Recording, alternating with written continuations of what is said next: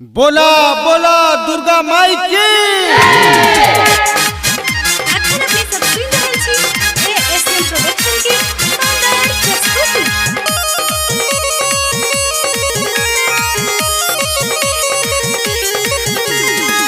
अब गले नवरात्र भवानी मैया के, अब गले नवरात्र भवानी मैया के, सज गले दरबार, सज गले दरबार भवानी मैया के, अब गले नवरात्र भवानी मैया के, अब गले नवरात्र भवानी मैया के।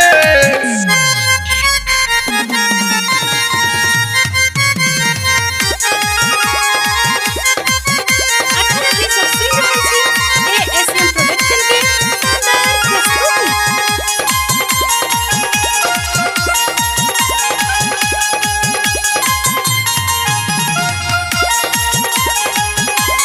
पहिल रूप माँ शैलपुत्र कर, दोसर में ब्रह्मचारिणी, दोसर में ब्रह्मचारिणी, तेसर रूप माँ चंद्र घंटा कर, चार में कुसुमांडनी, चार में कुसुमांडनी, पांचम स्कंद मात, पांचम स्कंद मात भवानी मैया के, अब गले नवरात्र भवानी मैया के, अब गले नवरात्र भवानी मैया के।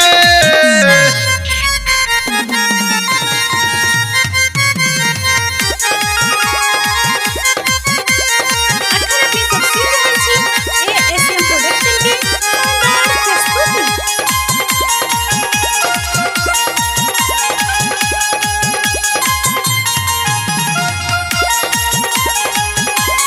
छठम रूप में कात्यायनी, सातम रूप में माँ काली, सातम रूप में माँ काली, आठम रूप महागौरी के, नवम रूप सिद्धिदात्री, नवम रूप सिद्धिदात्री, महिमा परम्पार, महिमा परम्पार भवानी मैया के, अब गले नवरात्र भवानी मैया के, अब गले नवरात्र भवानी मैया के।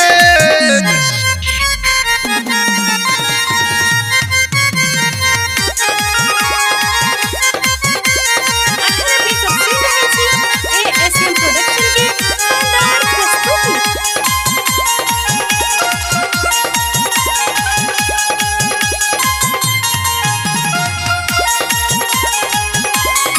एक बरस पर देखू फेरो एली देवी मैया है, एली देवी मैया, राजा माँ के भजन गबैया, लोको लाल चुनरिया है, लोको लाल चुनरिया, होइया जय जयकार, होइया जय जयकार भवानी मैया के, अब गले नवरात्र भवानी मैया के, अब गले नवरात्र भवानी मैया के।